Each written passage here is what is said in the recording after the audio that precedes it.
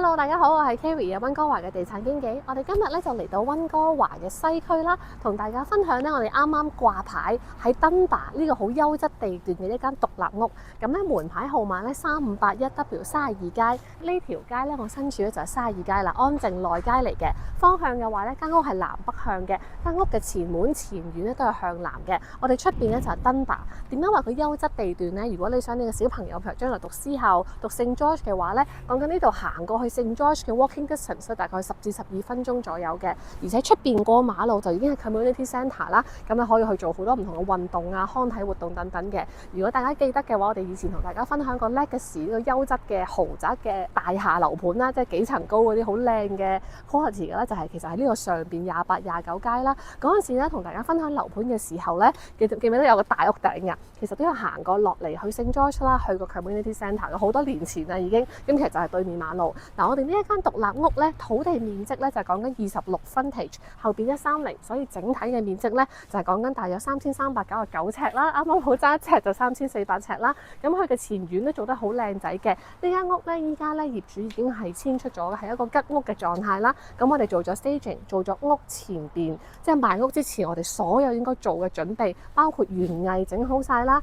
垃圾啊、清潔啊，所以見到成間屋咧係好乾淨嘅，你行入嚟嘅感覺，而且都揀咗個好靚嘅時候買，因為呢間屋係有冷氣啦，我哋唔怕夏天熱啦，但反而咧見到呢啲花草樹木盛放嘅感覺好好，而且間獨立屋有一個好特別嘅位，我好中意就係咧，佢雖然咧都係臨街啦，呢都係街，所有屋都係向住獨馬路噶嘛。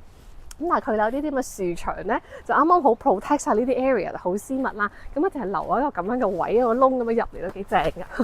好啦，咁咧然後咧，我哋睇一睇間獨立屋咧，嗱佢咧總面積2375尺，分咗樓上2層，下邊仲有一層 basement 嘅。咁 materials 嘅話咧，呢啲扶手咧都係金屬啦，少啲維護啦。呢啲 siding 咧就係木嘅，都有好多玻璃窗喺上邊。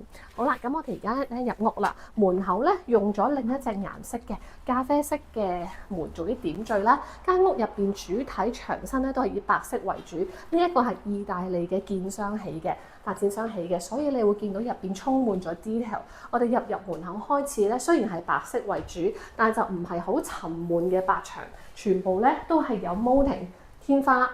咁樣屈入去嘅天花啦，跟住有晒 pot light 啦，然後牆身再多一陣 molding， 然後有呢啲上下嘅設計，包括 fireplace 啦，全部都係一體成型、一氣呵成嘅。咁所以成個感覺咧就會多啲視覺上嘅立體感啦。咁呢一個位置咧可以話係客廳位，或者你想將佢當做書房位都得嘅。咁我哋而家 decorate 咗做書房啦，因為我哋有個高度咁樣斜落去望落去咧，其實咧都幾有私密性啦，同埋都有啲嘢睇下咁樣嘅，即係唔係話即刻對住埲牆啦，望到啲天都幾舒服嘅，有個火爐。咁好啦，然後咧門口入嚟呢一度咧就仲有個好高身嘅櫃啦，俾你擺鞋啊、擺衫咁樣啦。跟住然後咧呢度入嚟之後，地板咧係實木地板啦。然後咧嚟到呢邊咧就有一個全廁，唔係 powder room， 呢個都好 surprise 嘅。好多時西區獨立屋咧，佢因為面積細咧，佢都要就係做 powder room 做到好細間啦。咁但係呢一個咧就係直頭一沖涼嘅。咁好處就係通常你住得獨立屋，亦都可能有小朋友啊、有狗啊、有寵物咁樣咧，哇出邊玩完咧就唔使話抱去樓上再洗腳嗰啲啦，呢邊已經可以即刻解決啦，可以沖涼啊咁樣啦，樓底都好高。咁然後呢邊入到嚟呢一客飯廳嘅 area 啦，佢所有嘅上去樓上同樓下嘅呢一啲都唔再用翻牆身，而係用玻璃，所以成間屋咧就會多咗啲空間感，唔會話包實咗咁樣啦。嗱，廚房設計咧就一個 L shape， 再加埋中島啦，咁都好合理，顏色調都係以白色、淺灰色為主，台面咧係 quartz 啦，呢啲咧係 herringbone style 嘅鋪磚 commercial grade 嘅抽油煙機，咁然後爐頭係用咗 wood 啦，雪櫃就係 Sub-Zero 啦 ，Miele 咧就係呢一個嘅微波爐啦，呢一個嘅焗爐啦，同埋洗碗碟機都係 Miele 嘅。咁呢邊咧仲有個 island 位啦，咁咧 sink 都係好正嘅，呢個係好為用家而設嘅。首先佢大，佢係 double sink， 而且佢呢隻 double sink 就唔係我哋成日見到嗰隻兩個正方形框框分隔嗰隻成日好多人都會覺得話雖然係 double sink， 但係咧洗煲洗鑊唔方便太細。呢一隻係好長，個格咧係到一半嘅，你洗菜又得，但係你洗鑊洗煲都方便啦。咁呢啲下邊全部都係 molding 啦，洗碗碟機就係 Miele， 雪櫃咧都係一個好大嘅賣點，因為係 Sub-Zero 嘅雙門雪櫃，呢邊全部都係雪櫃，呢一度咧成 set 咧就係冰櫃，咁而且你見到裏邊咧係已經洗乾淨晒冇味啦，做到好乾淨嘅。咁然後咧中島嘅台面做咗啲色差嘅，呢邊係白色淺灰為主，台面就俾咗你黑色嘅材料，而且望上去咧都幾高級嘅，佢唔係全黑，佢個黑面上面咧有啲閃粉同埋有少少 pattern 嘅，所以有啲咁嘅感覺啦。咁而且咧 island 下邊呢啲位都做晒 molding 嘅，咁下邊呢度主要就係微波爐啦。微波爐嘅牌子都係 Miele， 呢個好 surprise，因為大部分微波爐嘅牌子咧，其實都係 Panasonic 噶嘛。咁嗰啲問題就係會因為個窿大一滯，就係個 trim 咧就成日推嚟推去咁樣啦。咁 Miele 嘅話，除咗入邊本身電器嘅配置係高之外咧，佢就成個 trim 啦，就解決咗美觀問題啦。跟住下邊呢啲全部都係實木櫃桶，成個 island 下邊都做晒櫃桶嘅。好啦，咁跟住咧，而廚房呢邊延伸過嚟嘅咧，就係都幾寬敞嘅客飯廳嘅空間㗎啦。咁睇下你中意用嚟做乜嘢？如果咧你話，因為我哋樓下陣間去睇，仲有個休憩空間嘅，所以而家我哋 staging 咧就冇再放電視機喺度。咁但係其實咧足夠空間，你可以呢度放 sofa， 呢度放電視啦。咁而家呢個就好適合大家一家人喺度聚餐啊，小朋友喺度玩咁樣嘅空間啊，坐晒喺度啦。咁然後呢個就食飯啦，再擺大啲餐台都得。咁然後咧都好養眼嘅一幅 signature wall， 佢嘅 pattern 咧顏色咧就會再帶少少黃色啦，令到呢一度更加有空間感嘅。再配翻呢啲歐式嘅燈。咁中間有個火爐，咁然後呢邊咧就係出後院啦。咁我哋去後院睇一睇先。咁呢邊咧打開雙門啦，已經咧係一個咧鋪好咗呢啲水泥磚嘅 area， 跟住基本上半 cover， 所以你要喺度 barbecue 啦，或者放啲茶几啊咁坐喺度飲茶嗰啲咧，都已經係好 cover 噶啦。咁然後咧呢度後邊咧就落2級。跟住咧就鋪咗啲草地園藝啦。咁呢度嘅好處就係佢唔係話喺一塊直嘅草地嘅，佢有少少彎位，幫你鋪好咗呢啲 tile 嘅路咧。咁你一路咧去到車房嘅。我哋車房有冇開到？可唔可以睇到啊？車房都有個窗啦。咁佢就係 side by side 嘅雙車房嚟嘅。咁而家咧都泊咗一部車啦。然後咧呢個咧就係我哋嘅 laneway 啦，咁所以咧呢一邊咧你翻嚟屋企嘅話咧，條 laneway 都乾乾淨淨，咁然後泊翻車喺呢度，跟住咧就經過翻，又話個窗其實幾好喎，即係頭先咧喺嗰邊望翻過嚟咧，覺得個窗開得嚟好似唔係太大意義喎，但係如果每一日嘅用家咧，你落車嘅時候咧，唔係睇實場喎，係through 呢個窗睇翻自己嘅花園，啲小朋友啊喺度玩，其實都幾開心嘅，冇諗過呢個真係幾好。好，咁我哋繼續啦。好啦，咁呢邊咧講完啲園藝啦，呢個就係我哋後邊嘅活動空間啦，側邊兩邊都 fence 咗啦。咁我哋陣間咧會再同大家落去嘅，就係樓下咧都仲有個出口。咁而家咧樓下咧就係冇間出租單位嗰啲嘅，咁將來係一個 potential 啦。咁所以如果將來有機會你想將佢樓下變成一個出租一間房啊或者點嘅話咧，咁就可以通過呢邊 access 啦。好，陣間再同咧，其實佢啲園藝真係整得好好。好，咁我哋咧而家咧就上樓上睇房先。佢連樓梯底嗰啲空間咧都做埋 molding 嘅喎，呢個個窗又開得起巧妙，擺個植物。呢個係我哋其中一位同事咧就負責嘅 staging， 都覺得佢做得幾好嘅，好多唔同嘅點綴。呢邊都有啲窗。好啦，咁我哋上到去樓上咧，一樣咧，全屋嘅樓梯 railing 咧都係用咗玻璃咧，所以令到間屋咧就少咗壓迫感，好通透嘅。咁我哋上到嚟之後咧，我哋不如先睇下主人房先啦。樓上咧係3房2廁嘅。咁主人房咧就係對翻前邊向南，所以咧採光咧非常之好嘅。咁而且咧我哋都會有啲比較遠嘅 view，因為我哋畢竟有 setback 啦，跟住前面啲屋比我哋矮少少啦，所以就唔係太大壓迫感啦。呢一條街咧靚嘅位就係咧，佢都唔係好似有啲街咁樣咧係有電線啊嗰啲嘅，直頭前邊咧係嗰啲電燈柱係埋咗喺地底嘅，所以就乾淨好多啦。咁你見到咧上到嚟呢一邊咧高樓底 high ceiling， 而且咧做咗啲類似係 molding 假天花，所以啲燈帶再藏喺裏面啦，仲有 pot light 啦，所以有唔同嘅燈光效果啦。然後呢邊咧其實咧空間係足夠擺到 king size 床嘅，依家呢張就係 queen size 間床頭櫃。窗嘅話咧，啱啱呢3組窗之外，呢邊仲有嘅。咁我哋其實留意到咧，佢係3層玻璃嚟嘅。因為呢間屋咧，雖然咧我哋嘅位置喺內街咧，但係相對咧都唔係最入啦嘛。因為我哋再隔多大概3-4間屋就已經係登馬啦。咁所以當初起呢間屋嘅時候咧係冇慳皮嘅，用咗3層玻璃，所以你入到嚟瞓覺嗰啲咧完全冇晒任何聲音，極之安靜。你嘅車房都係3層。連個車房隻窗都係。係咯，頭先連我哋車房隻窗都係3層玻璃嘅，但係當初起嘅時候真係完全係為咗自住啦，同埋 luxury style 去起嘅。好啦，然後呢邊咧就有自己嘅 walk-in closet 啦。而家啲你見啲 material 其實保養得好好咯，根本就冇乜用過痕跡。2018年到而家為止都接近即係9年10年，即係而家係8年啦，係咪？係咯，都 OK 喎。嗱，後邊咧 walk-in closet 都有個窗嘅，光猛嘅。跟住咧，洗手間嘅話咧，又係啦，寸金尺土溫哥華呢間屋其實唔大嘅，2300、2400咧，佢嘅比例好合理啊，即係主人房係真係做到主人房嘅感覺出嚟嘅。我哋係講緊係有窗啦。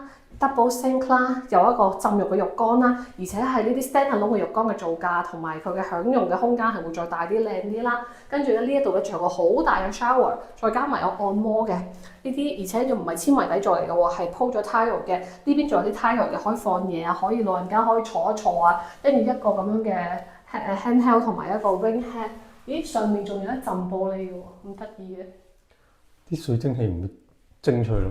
哦，係咯，咁樣幾好喎。第一次見嘅。係咯，我覺得唯一可以，如果我係設計師嘅話，我真係會諗嘅就係呢一幅牆可能真係整個 feature。不過會焗親啊！如果入邊沖得耐。唔知，係咯，我都唔知啊呢個，但係佢係特登加整嘅喎，有少少 gap 嘅。係咯，咪就我真係覺得，如果下一手你買嘅時候，你想再升華你個體驗嘅，因為我覺得最靚，我見過嘅廁所咧，其實係 Legacy 咧嗰個廁所咧係入到嚟都係咁樣嘅浴缸，跟住但係有好靚嘅 feature，我覺得呢度 upgrade 咗再多少少會好靚咯。啱啱 double sink 啦，一個鏡做到最高啦，廁所落嚟都好高。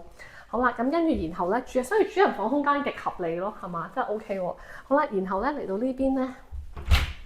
呢一度咧就係一啲 pantry 啊 closet 嘅位，跟住呢度咧就係嗰個客廁啦，因為另外2間房咧就 share 呢個洗手間，呢樣咧有窗啦，然後呢邊咧係 shower 加浴缸都做咗無框玻璃嘅，跟住然後咧就有個台面，洗手間呢邊啲櫃都係同樓下櫥櫃一樣啦，有晒設計同 molding 嘅。好啦，咁跟住然後2間房咧就向翻後街啦。咁2間房嘅 size 咧，相對頭先主人房咧就細翻啲啦，但係都好合理嘅，大嘅 queen size 床啊嘛，2邊床頭櫃再加雙門衣櫃。咁咧呢2間房咧就係地氈嘅。好啊，呢個望去後邊電線稍微有少少雜亂，但係咧我覺得我哋屋企自己嗰個空間望出去就好靚啦，尤其有啲咁嘅花仔咁樣點綴下，有一棵楓樹咁樣都唔錯嘅。好啦，跟住然後咧嚟到呢邊。呢一間房就大啲啦，啲房都係樓底高，都係啦，一樣咧有 queen size 啦，有床頭櫃啦。呢個如果你小朋友空間更加好添啦，你拍埋個床，跟住就可以擺到大書台咁樣啦。咁啱啱冇睇到嗰間房嘅衣櫃嘅，我哋望一望呢個衣櫃，衣櫃都係啦，好大嘅空間，一路做到頂嘅，入邊都有，門都好高。係啦，好啦，咁我哋樓上就睇完啦，我哋而家咧就落樓下嘅空間啦。其實夏天咧，大家有間嘅 basement 屋都幾重要嘅，就基本上冷氣都唔使買，因為 condo 就話一定係冷氣嘅標配啫。好似獨立屋呢間就有冷氣啦，好多獨立屋係冇冷氣噶嘛，咁你喺樓下瞓覺就好正啦。嗱，啱啱點解話樓上都唔需要特登再擺電視機嘅空間，主要就係用嚟做會客啊、食飯嘅嗰個 family area 咧。其實你想嚟睇戲或者想玩嘅話咧，下邊呢一度都係咧整得極靚嘅空間，完全唔係為咗出租嘅，當初就係為咗有自己嘅享受啦。咁而家我哋 staging 嘅擺設就呢度好舒服嘅 sofa，呢度再 bench 咁樣啦。咁但係實際真係去真實用途嘅話，大家可以好多可以擺大 sofa，呢個大電視跟住唱 K 啊咁樣啦，係咪？咁呢邊咧仲有個好處，仲有個水吧嘅喎，所以你可以放啲酒啊，擺一個酒櫃喺度啦。而且酒櫃喺隔離添，唔使擺啦，整好晒個酒櫃又做得好靚嘅。跟住呢度咧仲未完嘅。咁如果你真係有客人過嚟想住，或者咧係將來有機會你將佢變成 potential unit 啊，細路仔大個咗想有自己空間住喺樓下咧，咁呢邊咧就係一個 good size 嘅房。我哋依家咧就暫時將佢 decorate 做好似電影房咁，因為其實拉埋呢個簾咧，真係可以好暗黑嘅呢個空間。而且當初咧業主咧都係冇將呢間房咧當做客房嘅。